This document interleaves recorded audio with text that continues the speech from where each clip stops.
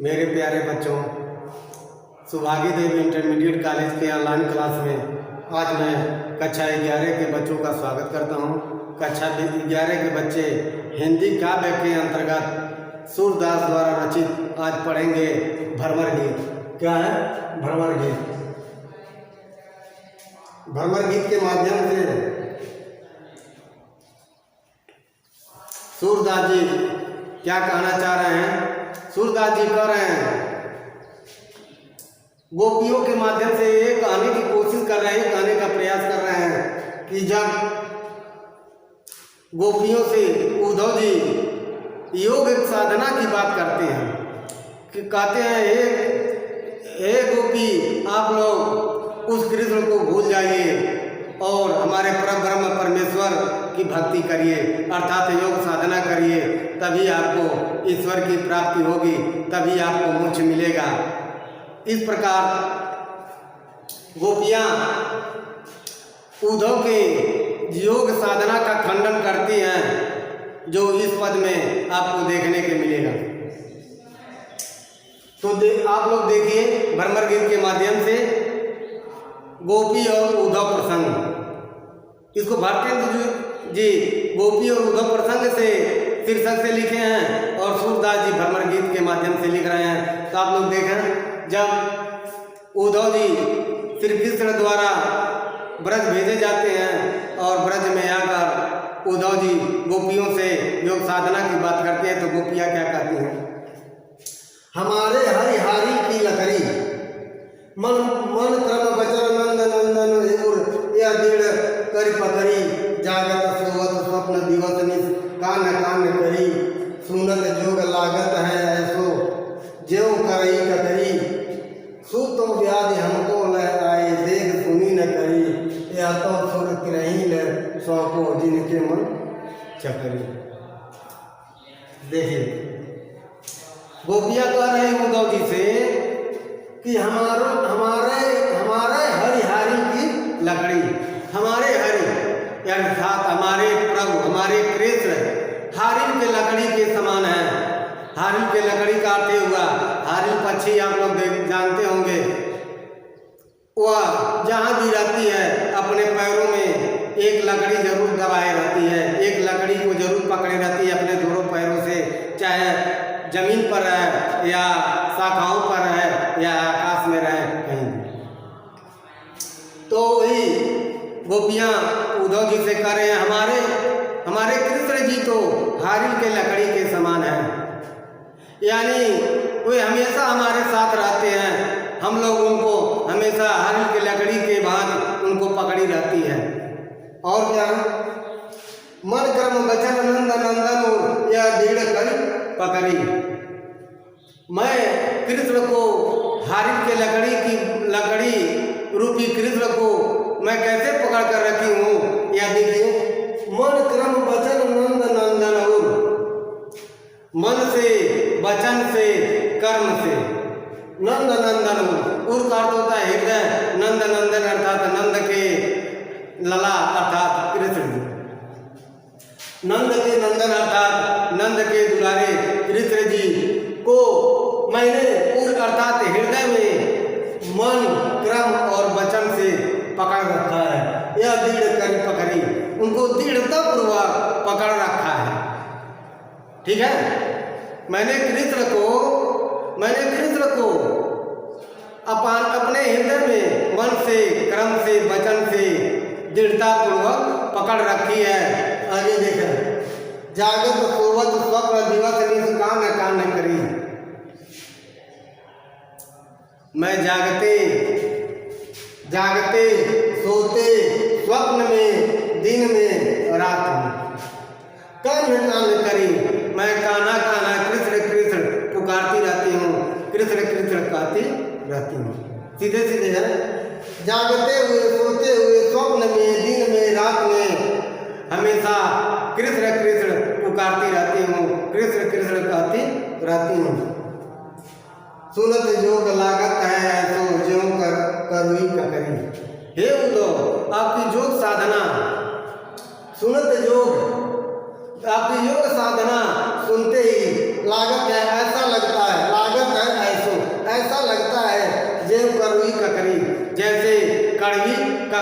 समान।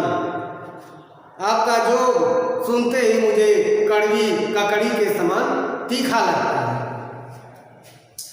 सूत व्याधि हमको ले आए, देख सुनी न करी। सूत व्याधि हमको ले आए, सूत अर्थात तुम तो, हे उद्धव तुम तो व्याधि हमको ले आए। व्याधि का अर्थ होता है रोग। तो यहाँ व्याधि से यानी योग से लेंगे। आपके योग कर रहे हैं, योग साधना से लेंगे। आपका योग साधना मुझे एक रोग के समान लग रहा है, दिख रहा है। देख सुनी न करी, जिसको कभी न देखा गया है न कभी सुना गया है। ये तुम्हारा योग साधना है, वह मुझे रोग के समान लग रहा है, जिसको हम लोग न देखा है न कभी किया है न कभी सुना है।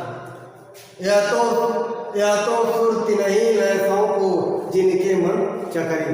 सूरदास जी कह रहे हैं, क्या कह रहे हैं? यह तो सुरति नहीं वैसों को। सूरदास जी गोपियों के माध्यम से बताना चाह रहे हैं, उद्धव जी को कहना चाह रहे हैं, या कह रहे हैं, क्या कह रहे हैं? यह तो सुरति नहीं वैसों को। हे सूरदास जी कह रहे हैं गोपियों के माध्यम से, हे उद्धव इसको उनको सौंपो। किनको?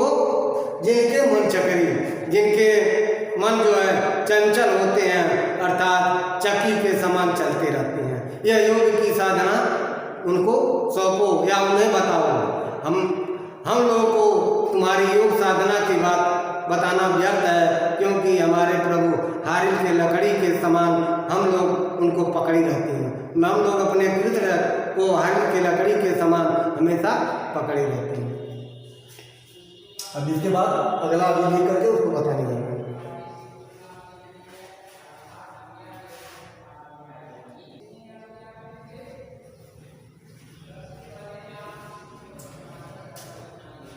आगे देखें आप लोग।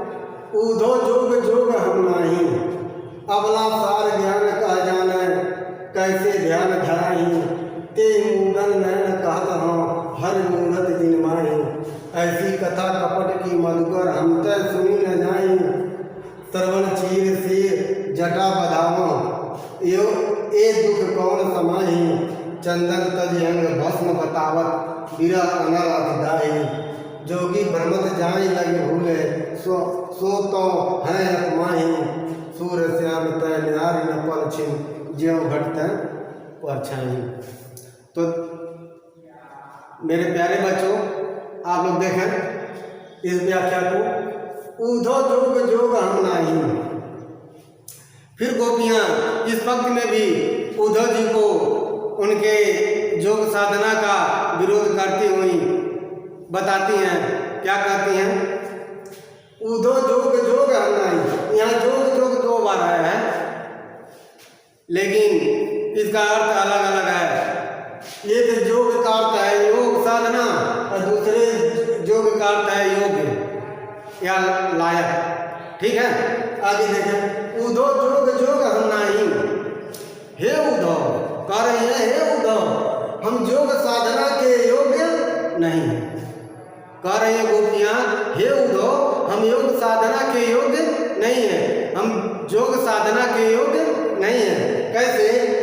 अबला सार ज्ञान का जाने, कैसे ध्यान धराई। हम अबला हैं, हम नारी हैं, ये आपके ज्ञान के तत्व को क्या जाने। सार ज्ञान अर्थात ज्ञान के तत्व, अबला अर्थात मैं नारी को जाने, कैसे जानेंगे। करे है उद्धव हम तो अबला हूँ, हम तो नारी हूँ, आपके ज्ञान के तत्व को, ज्ञान के सार को कैसे जानेंगे, कैसे ध्यान धराई।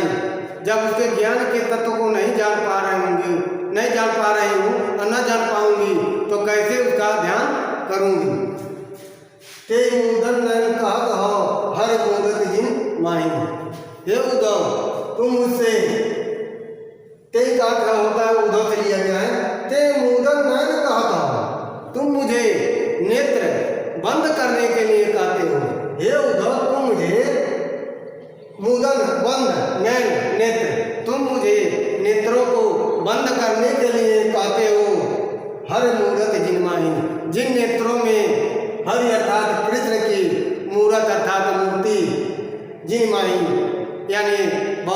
से बसी हुई है, बहुत पहले से विद्यमान है।